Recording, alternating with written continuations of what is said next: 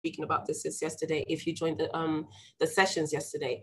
What is the ecosystem looking like? Do we have a comprehensive ecosystem that would provide a clear pathway for an entrepreneur if they want to go into a digital economy, for example, or if they want to embrace the digital shift? So in this report, we do look at collaborations among actors, working on entrepreneurship and digitalization, as well as the proposed actions, but as well as the respective authorities through the government. What exactly are they doing and what more can they do? But we also call upon financial institutions and donors as one of the major stakeholders in this particular ecosystem, because funding, again, is what you will see in the report. It is highlighted as one of the challenges, repeatedly highlighted as one of the challenges. So I hope that this particular section would be constructive and informative for the financial institutions and the donors in attendance in this session. We also look at the dynamics to slow move to digitalization. So as much as we have made commendable strides in Tanzania when it comes to ICT or embracing emerging technologies, there's still a slow move, to digitalization by digital advocates. Now, we look at the proposed actions, and of course here we do highlight some of the challenges like infrastructure, resources, the technological trends, and how sub-Saharan Africa has been embracing that. And of course, looking at our community in general and how realistic is it to leapfrog into these emerging trends. And finally, we finished with the good practices towards improving digital-driven entrepreneurship. So I just wanted to put it out there that this report will be officially launched. So the whole 28-page will be officially launched at a workshop that will be organized by Konrad Adenauer Stiftung in partnership with the Launchpad. We will be sending invites out. So if you're a stakeholder in the ecosystem, please look out for this. But for now, I think we can go into the snapshot now. Unless otherwise there are questions or comments before I dive in. No? Okay, so Esther Marie, I hope I have responded to your question. Yes, you will be able to get this paper, but only after we have launched it at the stakeholders workshop. If you do, or if you're open to an invite to the workshop, please just list down your email address. We will try to get an invite to you. Just write your email address, your name, and the organization that you're coming from, and possibly, the work that you do. That would be great. All right, so the report. So the introduction and the context. So why did we do the report?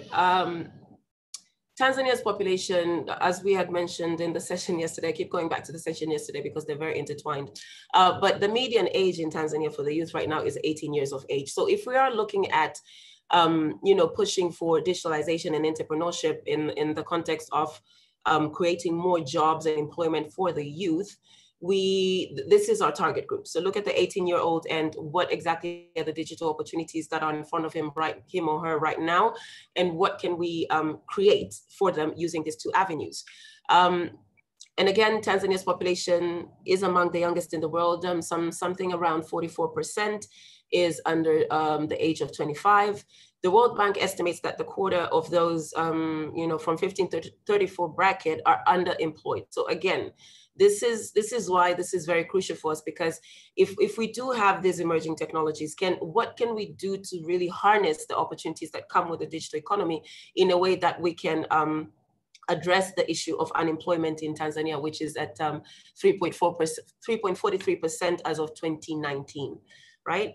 So a lot of challenges have been highlighted in this report in terms of the education system, in terms of the infrastructure that is, existing right now. But the attitude is what caught our attention even the most, So the attitude has been affecting the commitment and prosperity of entrepreneurship in Tanzania. And this is by the youth themselves, but also the relevant and respective stakeholders. So mindset change was also something that kept on coming on in this report when it comes to pushing for entrepreneurship as an avenue for job creation and employment for the youth. But when you look at digitalization, it has evolved, to become the center of every business strategy. And this we could see through the digital shift that happened again during COVID-19. And we're hoping after COVID-19, I know Tanzania is a bit at limbo with this. We don't know if it's during or post, but we have to move with the trend. And the trend is there is a major digital shift. And we saw that, and we will keep on seeing that in the new normal as we keep on practicing social distancing and embracing remote learning, remote work, and of course, remote learning, that's go into that. But digital technologies, in this particular report, we look at digital technologies as the enabler and accelerator of entrepreneurial activities. But we also realize that there's a massive opportunity for digital platforms to provide opportunities for self-employment, income earning, and creation of jobs by providing platforms that could become virtual marketplace. So the fact that we do dive into e-commerce, and you will see somewhere below, we do look at the laws and the policies that do exist. But when you look at e-commerce as a massive opportunity for youth and for entrepreneurship, we also couldn't get enough data. And this I like to put out there. I remember posing a question on Twitter and asking people, can you mention the e-commerce platforms? And Tanzania-based, so local-based, virtual marketplaces. And of course, we did see a couple of new ones that emerged, during COVID-19. You have Inalipa, but we also saw the exit of Jumia. So every time we asked people about it, it was like, you see, we don't think that this really worked. If Jumia couldn't do it and it was such a large corporation, what makes you think that the local ones, can succeed at this? And then again, the issue of infrastructure, the issue of technology, the issue of the digital divide in the country and even within the Dar es Salaam region kept on emerging, as a challenge. But let's go now into the percentage of entrepreneurs in Tanzania who are actually embracing, right, digitalization or internet usage as an avenue for, economic opportunities. And unfortunately, again, we go back to the lack of sufficient data. We couldn't find, disaggregated data that could tell us or that could give us, the details that we were looking for. However, the 2019 data indicates that 46% of internet penetration rate in Tanzania is way above the estimated African average penetration. So we're doing good when it comes to penetration. There's quite a considerable number of people in our population who have access to smartphones, who are logging into the internet. But then when you look at how now that is used as an avenue or as a platform for opportunities, and how many of them are now taking that step further to really advance themselves personally and professionally, in entrepreneurship, it's a whole different ballgame in that. So as much as we have a growing use of digital platforms, especially social media platforms and websites, out of the 42 million mobile voice, subscriptions registered in 2018, only half the devices accessed internet services. But then even with those half, we are yet to find out how many of them are entrepreneurs, how many of them have taken to digital marketing, how many of them have transitioned from offline to online businesses. I need to take a sip. My voice is getting hoarse. Just bear with me, please. In the meantime, maybe I check with So I will come back to the questions much later. Thank you very much. But I'm glad that we are together, and I see questions and comments pouring in. Okay, that's great. Let's continue. So one of the other reasons, and you see that, so about the situation analysis report, one of the other reasons we felt the need to conduct this situation analysis report was the fact that most of the efforts have been towards tech-based digitalization.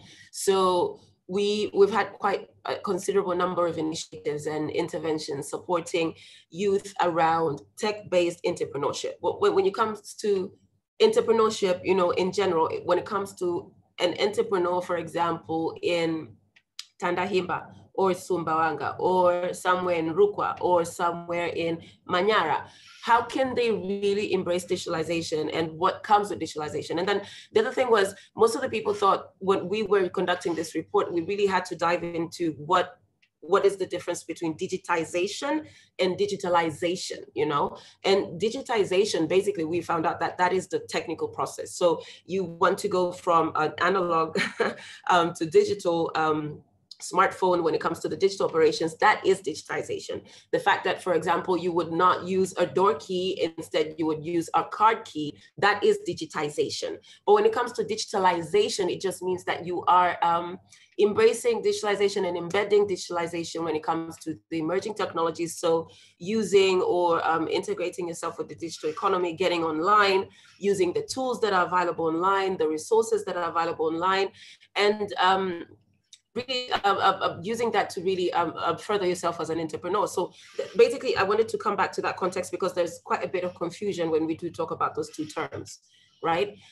So this report was aimed at looking at what we can do to push for entrepreneurship and digitalization beyond the popular narrative of just tech-based entrepreneurship, which is unfortunately what has been going on in Tanzania. But right now we're really trying to look at how we can integrate digitalization into social entrepreneurship, into economic entrepreneurship, and how we can use that now to even integrate the majority of the youth who are in the informal economy into the formal economy by using digitalization.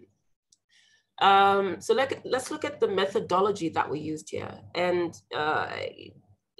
in this particular one, so as I said, we did form a working group of 6 stakeholders representing 4 organizations, plus ourselves and Conrad Adenauer Stiftung, that was 8. But then a lot of this, because of COVID-19, we did the consultations with the stakeholders remotely. So again, we were taking precautions, but we do hope that we shall meet the whole group at the launch.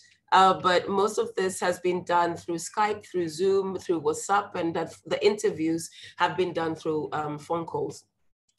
The key findings. Now, as I said, this is just a snapshot of what the report is all about. Again, we are launching the official report in the next 2 weeks. And again, if you would like to be invited to that particular workshop, can you please write your name and email in the chat window. So the key findings that we got, you know, from all these consultations with our key stakeholders.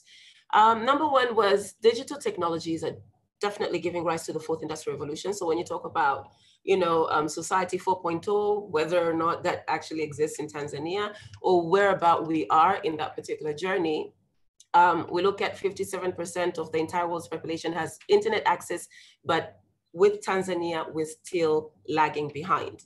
46% internet, you know, penetration rate in Tanzania, still very low, but considerably high compared to other African countries. Half of Tanzania's population access internet via mobile phone. Worldwide revenues from e-commerce retail are projected to hit 4.2 trillion in 2020. And the reason why we're highlighting this is we are trying to see now how Tanzania can tap into this particular market.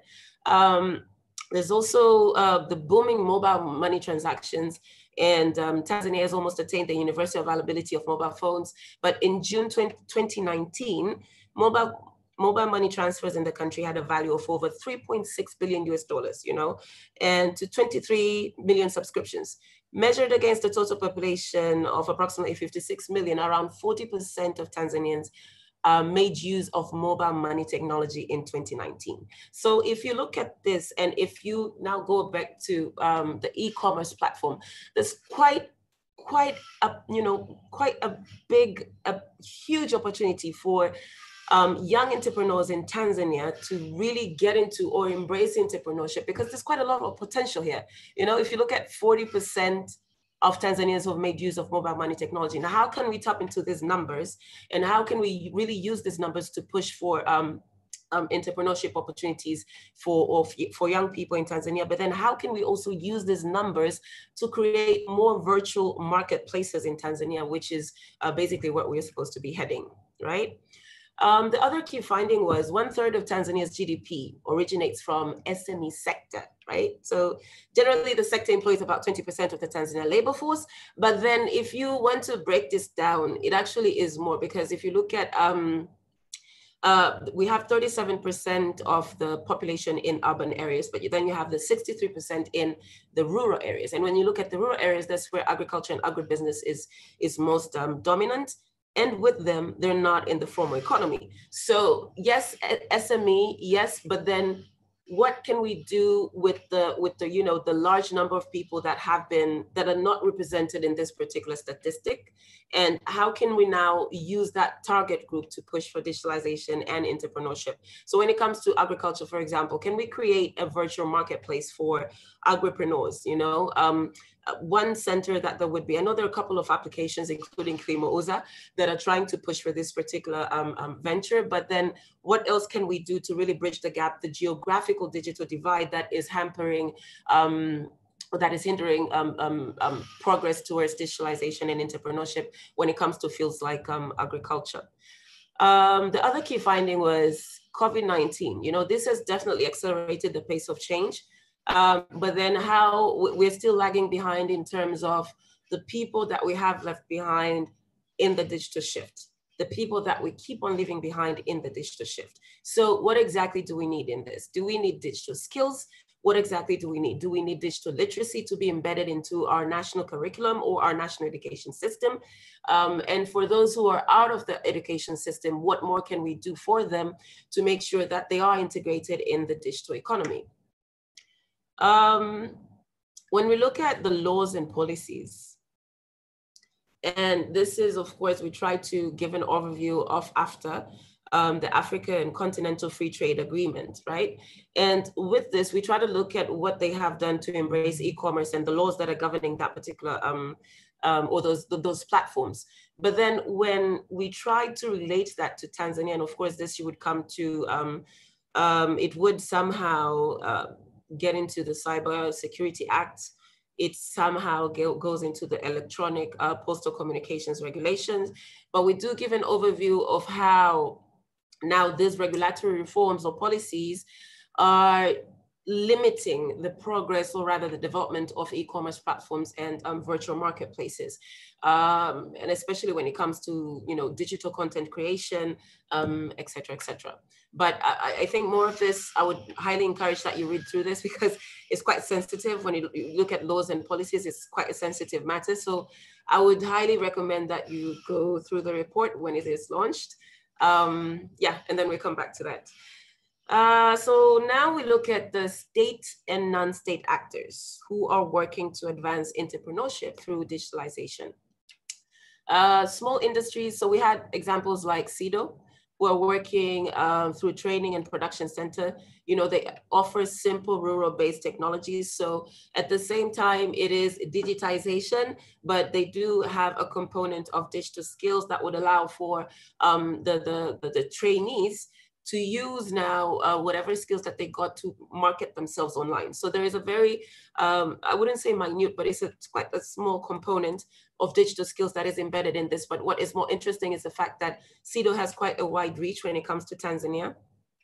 So the fact that this was actually available, in rural areas, and it was being implemented in rural areas was quite interesting. Okay, so. I'm not sure I understood what you said, but I will try to go back. Yeah, sorry, that's what happens when you try to go to the chat window. It distracts you. Anyway, so the other actor in this particular field, we looked at Tirdo and how they are embedding, or rather integrating, digitalization in their programs that support production and manufacturing of raw materials. But still, digitalization was still lacking in their program. So that's definitely something that we, as stakeholders, are going to look around on. But we also had, for example, with agriculture, which is one of the priority sectors in Tanzania, we looked at the Center for Agricultural Mechanization, Rural Technology. So the Center for Agriculture, they do promote appropriate technology for rural development. So, and there was, what was more interesting about this was machine design, but it was quite a bit of AI as well, machine learning that was integrated in this particular program. So like I said, Tanzania is definitely making commendable strides, and especially if we're looking at the agricultural sector. Not at a large scale, but every step counts. We also looked at the National Economic Empowerment Council, NEC, Tanzania Entrepreneurship and Competitive Center, TEC, under the Private Sector Foundation, and what exactly they're doing. They have quite a number of programs around entrepreneurship, entrepreneurial skills, entrepreneurship training, and there's a component, quite a large component of digital skills and digitalization that is included in their programs. But again, we do see that a major focus was on ICT-based innovation, as I mentioned. So again, we did try to look at how these other organizations now are really trying to push for digitalization and entrepreneurship.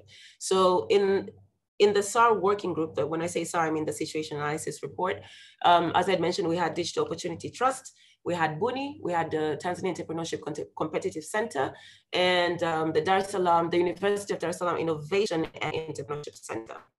And from their views, they felt like, the government initiatives such as BUNI Innovation Hub, which is under the Tanzania Commission for Science and Technology, they do work to nurture individuals with or without ICT-based ideas at the earliest stage of the journeys, becoming entrepreneurs. But then again, this is the tech-based entrepreneurship that we were talking about. When it comes to entrepreneurs in general, for example, you want to start a food packaging, business. Can you still go to BUNI, for BUNI to support you? So it wasn't BUNI as BUNI, but we did realize that there were other organizations and initiatives that were going on the ground that were supporting this particular, development. DOT Tanzania, they tap into emerging youth from universities. And what was most interesting to us was the peer-to-peer model that they use in their programs, which definitely has a spiral effect when it comes to imparting knowledge and skills to other youth. But they have launched also local initiatives towards creation of positive change. And among other programs, DOT equips youth with entrepreneurship and digital skills and pays them a stipend and sends them to offer such trainings to selected community members. And this is one of the areas that we felt that is quite important. And we did highlight this yesterday in the other session, that when it comes to skills, and in this particular context, we're talking about digital skills towards digitalization and entrepreneurship, we cannot, as stakeholders or as the ecosystem, we cannot just impart skills to that young people. We need to have a holistic approach that would allow them or enable them to use that particular skill to actually create that income or revenue that they're aiming for. So skills as skills, or the training as training, is not sufficient. So as you see here, the example from DOT is they actually give them a stipend, and the stipend for many of these youth, at least through the programs, through the Launchpad, we have discovered that the stipend during these programs actually, feeds into their livelihood. They actually allows them to get things that allows them to go on living. So food, you look at access to other social services, it's quite sad, but this is exactly what happens. But again, with the peer-to-peer model, it's quite impressive because it means that, DOT does not necessarily have to physically go to all these areas, but they can create champions and pioneers who can now, go and spread that knowledge to other people. So I think this is quite a commendable initiative and could be emulated by the rest of us in terms of increasing wider outreach and impact when it comes to other regions and areas that have been left behind because of the geographical divide when it comes to development, right? We did see that there's also, other higher learning-based programs that are being offered by the University of Dar es Salaam's Innovation and Entrepreneurship Center. And with this one, they've had quite a number of programs that have integrated digital skills in the training programs. But then again, what was also most impressive about them was the tracer studies that they also do with their trainees by tracking them and finding out now how exactly they are putting their skills to work, and if there are any opportunities that they have embraced, over time. I think for now, we can stop there with the with the key findings, but I would like now to go into, okay, let me use the other one, sorry. Ooh, ooh, ooh. You were not supposed to see that. Okay, there you go.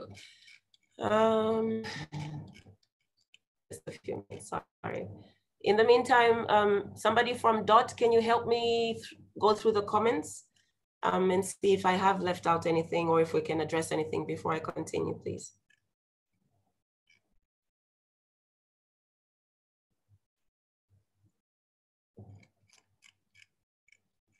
Someone from DOT? No?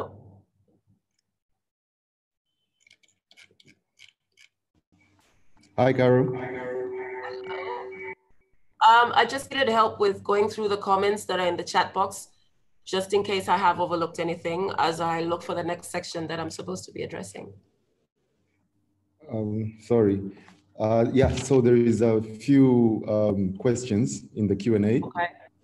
In the Q&A or in the chat box? I wanted the Q&A for us to address that at the end, but in the chat box, if there are any comments.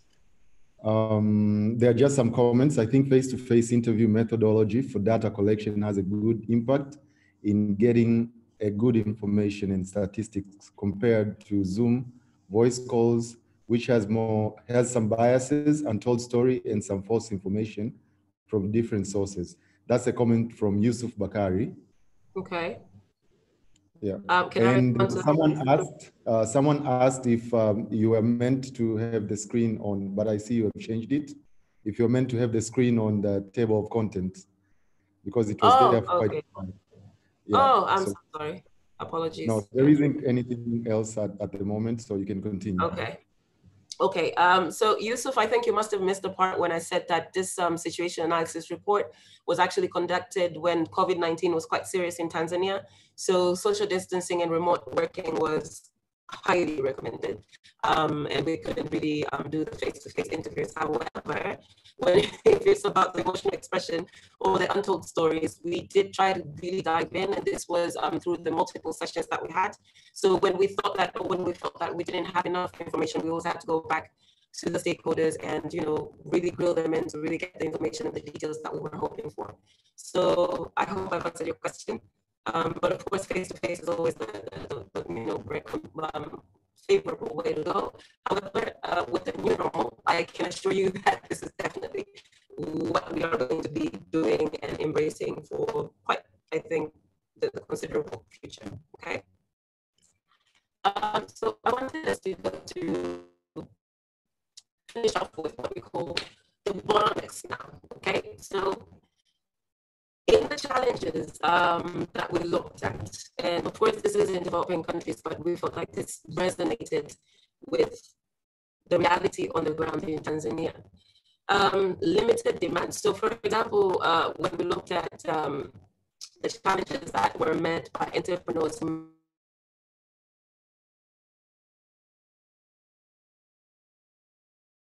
made a digital shift from offline businesses, it wasn't as fast growing as they had envisioned, because that was because I hope my internet connection says wait. Okay, so sorry about that, I got distracted.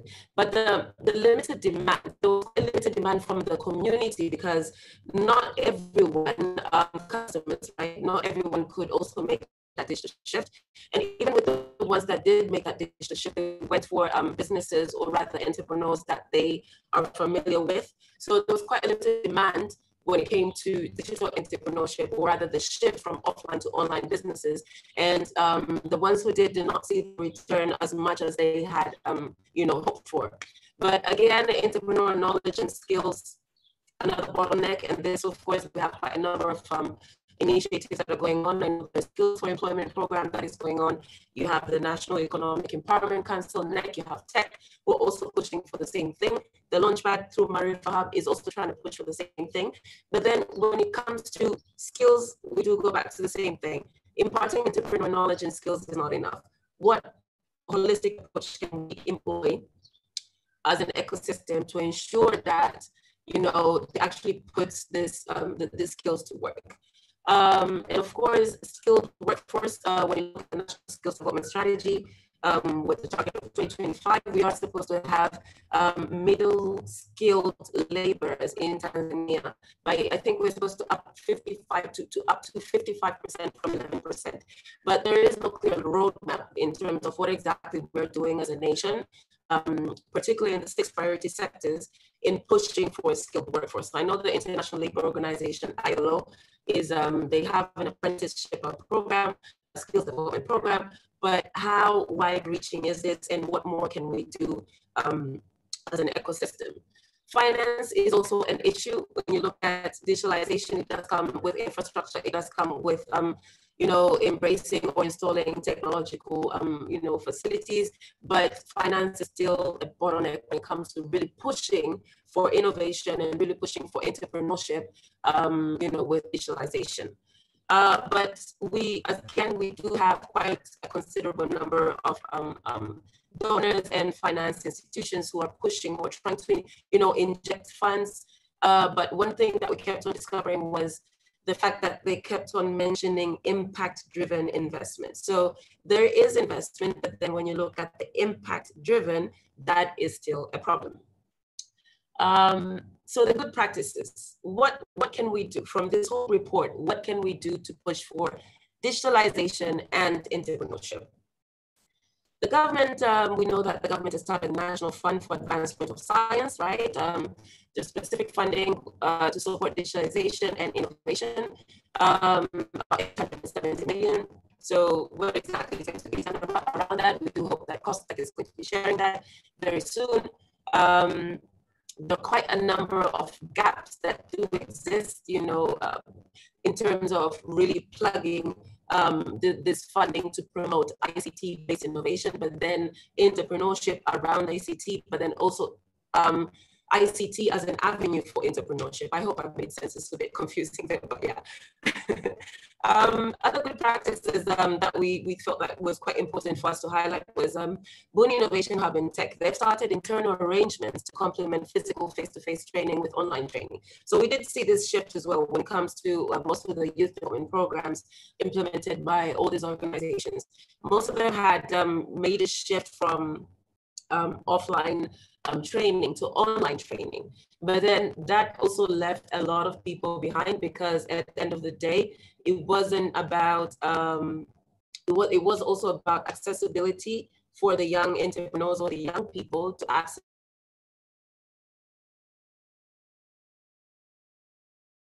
this training. It was also imposed on us by the telecoms. It was also about the ability. So even the skills, the simple skills to navigate through these platforms, to actually log into, for example, the Buni website and find that window to log into the e-learning platform. So when it comes to the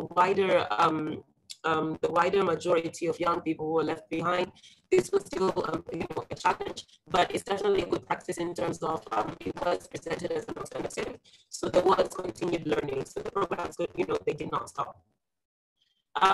Another good practice that we thought we should definitely highlight is Tanzania. And I'm not just saying this because they're the organizer of the summit, but it's definitely something that we can learn from them. Again, the peer-to-peer model was quite effective, but then not also leverages on the existing community infrastructure. So, for example, spreading digital trainings, they're provided in churches, mosques, they use also those youth-led organizations, young youth-led organizations to also impart the skills. But the strategic plan for 2020 and 2023 also strives to put young women at the center of inclusive growth. So digital inclusion for inclusive growth. I thought personally it lies at the heart of what I do. So I thought that it was actually quite commendable. So what is our conclusion? Our conclusion is there's still quite some work to do around this in terms of the policies, the regulations, the laws that limit our young entrepreneurs in embracing digitalization when it comes to entrepreneurship. But then the opportunities that are available in Tanzania, young people still are not very familiar. They still need to be exposed. So as stakeholders, as the actors, we need to look for excuse me, how we can now amplify the opportunities that come with the digital economy in a way that we present them to youth at different levels. And here we're really trying to bridge the geographical development divide in terms of making sure that the urban youth have the same or exposed to the same opportunities as the rural youth. And as a matter of fact, as the Launchpad, we always say, if you could turn the tables, we would definitely start with the rural ones before with the, we start with the urban ones, just to accelerate the pace of change and the pace of development. But we also insist in this particular report that we do need an ecosystem.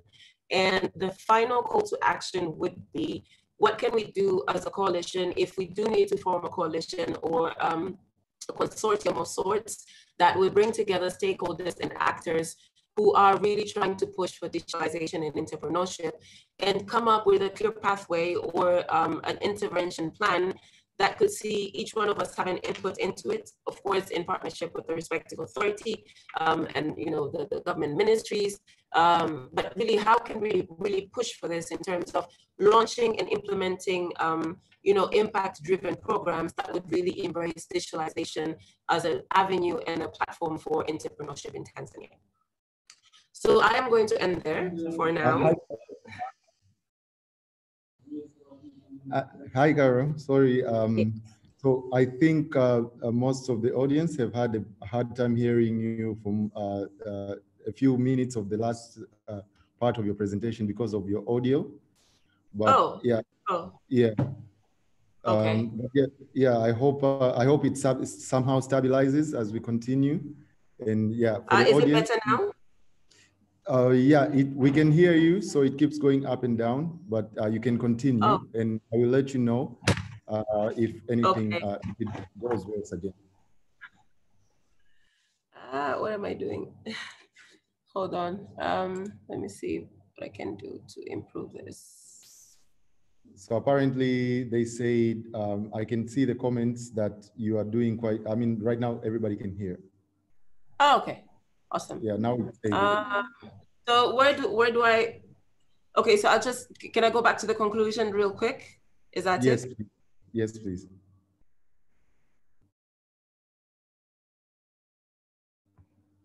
You are muted. Sorry. Yeah. Still muted. Okay, now you're on. Yeah, I'm trying. Yeah, technology. Please go on. Whoops. Okay. You're fine now. We can hear you. You're unmuted. Awesome. Okay, good. Okay, so the conclusion that I was wrapping up with was, one, we do need, again, a clear ecosystem that would push for digitalization and entrepreneurship beyond tech-based innovation. So really look at, for example, the 6 priority sectors and what entrepreneurial opportunities are there in Tanzania, and how we can now embrace digitalization, or rather the emerging technologies that are coming to the country or happening globally, and how we can tap into that to really create jobs and opportunities for employment for the youth in Tanzania. But we also felt that funding is one of the issues that we need to discuss as a collective. And when I say as a collective here, I'm talking about the entrepreneurs, the stakeholders in this particular ecosystem. How do we push for impact-driven investment in a way that funding is a reality, funding is available, and funding does not limit what we can do in terms of the deliverables and the implementation of the program to really achieve the impact that we want. But also the laws and regulations and the policies and what the respective authorities can do to support young entrepreneurs to embrace platforms like virtual marketplaces and the gig economy, et cetera, et cetera. So as I said, I would end here because, again, this was not the official launch, but you will get access to this in the next 2 weeks. Please follow the Launchpad on Twitter. You can also visit our website. That's www.thelaunchpad.or.tz to find out the exact date when we will be launching this. But for those following us, you will see, we will be announcing sometime next week, sorry. So can we now go to the Q&A? Yes, that would be perfect. Okay. Now, I'm not sure what's, no. Oh boy, what have I done? Okay, so Q&A stops. Q&A. Where do I begin? Okay. What efforts have you made to integrate youth in digital entrepreneurship in Tanzania? Okay, so as the Launchpad, we do offer digital skills in our programs, in our entrepreneurial skills development programs, in our employability, skills development programs. So digital skills in terms of really embracing entrepreneurship is really embedded in every one of our programs. And that is how we really push for that. And in our incubator and accelerator programs as well, we look at how we can integrate these SMEs and startups and young entrepreneurs into the existing platforms, whether it is the virtual marketplaces or supporting them to create their own online, presence. So that is how we have been supporting youth in digital entrepreneurship. But when it comes to tech-based innovation, I think our other commendable work would be around EdTech and what we have been doing with Ingenie organization based in South Africa, and how we have been supporting young people to come up with innovative solutions to transform education in Tanzania. I hope I've answered your question, Nicholas. Okay, next question. Yeah, I think I did answer this way in the beginning when I spoke about the difference between digitalization and digitization. And I think you have gotten the answer to this as I went through the difference between tech-based entrepreneurship and how we can really push for entrepreneurship to use digitalization as an avenue. And with this particular digital transformation that we're talking about the digital shift now from offline to online. I hope I've made sense. What is the negative impact of digital entrepreneurship? Well, I would like to hear from you, let me not hang myself with this one. I would definitely like to hear from you. What do you think would be the effects of, or the negative impact of digital entrepreneurship in Tanzania? I think I'll leave it up to discussion. Is there any process of raising awareness for small entrepreneurs into digital entrepreneurship? So yes, so one of the issues, or one of the programs that we're trying to push for or initiatives, as the Launchpad, we have been trying to support the government through the municipal loans, the 442 municipal loans that are given to youth and youth and women groups from the municipal revenue. But what has been happening is quite a number of them, significant number of them have been defaulting on the loans because they have not been able to, or they were not equipped with the skills that they needed to run the business, but also the digital skills that would have allowed them to make that digital shift from offline to online, particularly, specifically during COVID-19. So this is one of our next projects that we're working on right now. We're trying to see how we can support those groups, so when they get that, or in the process of getting that loan, what can we do to support them with entrepreneurial skills, but also highly embedded with digital skills for the future, digital skills for entrepreneurship, and how they can use now the digital economy to really thrive. So yeah, I hope I have answered your question.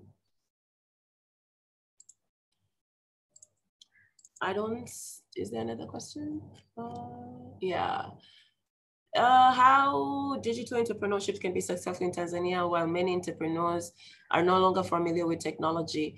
So one of the things okay, yes, I do agree, but then, when you give a comment like that, it's almost like you're limiting yourselves.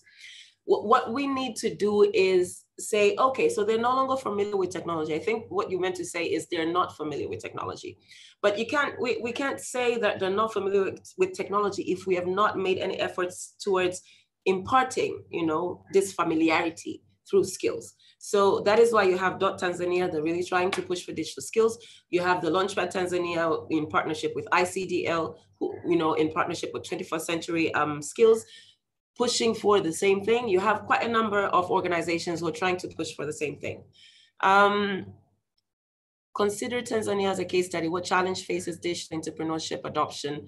I hope I've answered this when I spoke about the conclusion and what we are recommending. How digital entrepreneurship can be trained in Tanzania. I've also answered that. I think it really needs to be embedded, highly embedded in our education system.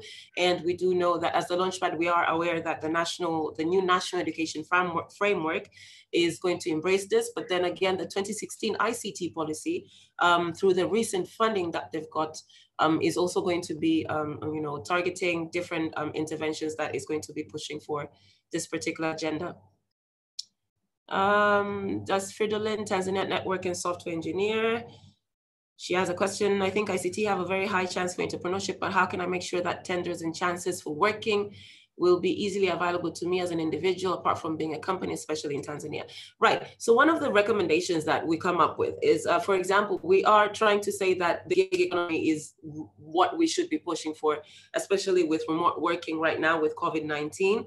But we are also trying to, the Launchpad that is, we're trying to create a virtual marketplace for gigs. So workers who have skills but do not have employment opportunities, and this is at individual and at organizational level, there will be a gig platform that will be presenting you or giving you an opportunity to expose yourself to this particular question that you asked, the tenders that you have asked about. So please be on the lookout. Of course, it's a process, it will take some time, but it's definitely something that we're determined to make happen.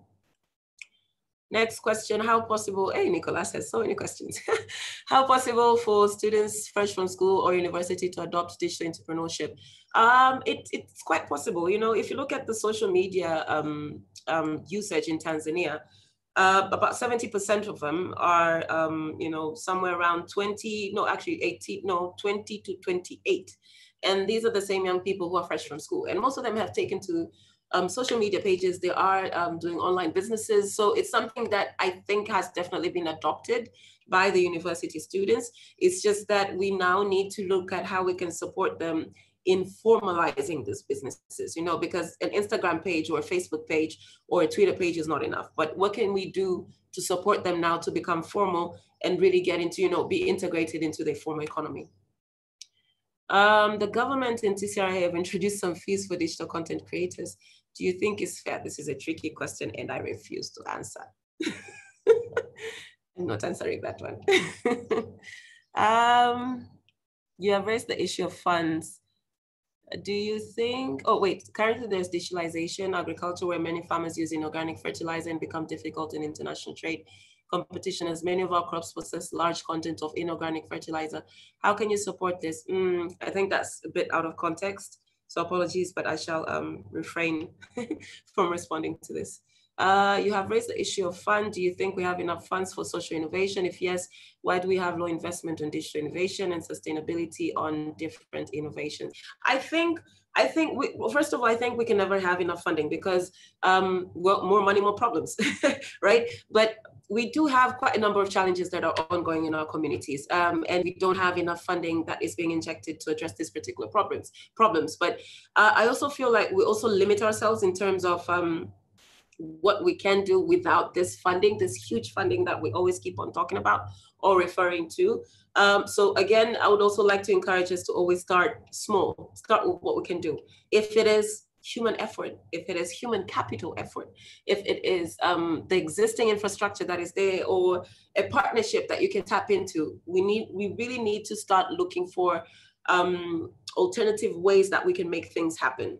Funding will always be an issue because there will never be enough money, compared to the population and the problems that we have or challenges. I don't think that will ever be addressed, but then what can we do with the investment that is available to push for impact, right? And of course, sustainability is always an issue. And that is why I kept on insisting on a holistic approach. So when it comes to skills and pushing for digitalization, it shouldn't just be about that. It should also be about what is the sustainable component about that. Where do they go after the skills training?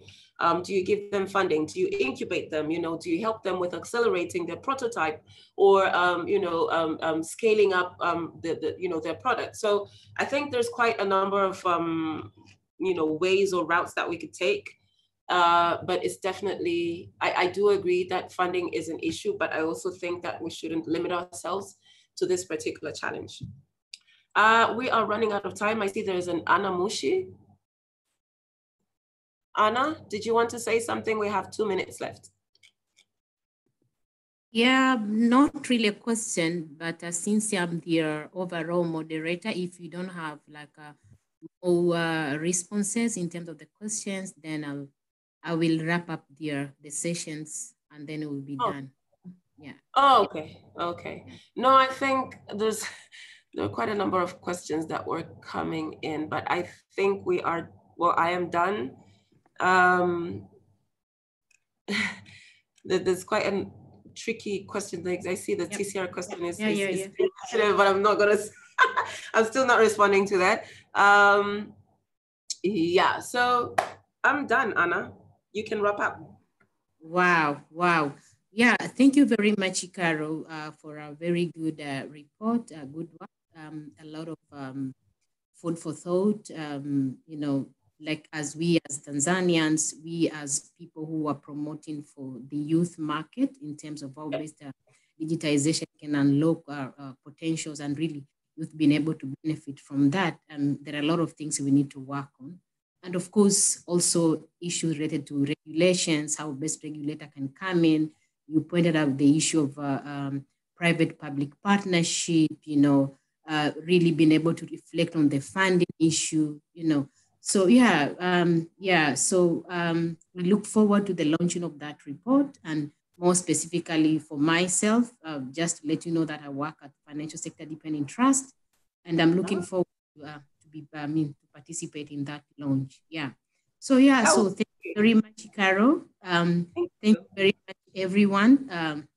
For your time and your activeness. Nicholas, I've been seeing you, asking a lot of questions. I like that. And yeah, so we are done for this session. And I look forward to see you in our evening public session. But for now, we'll be breaking for the offsite session, specifically for youth.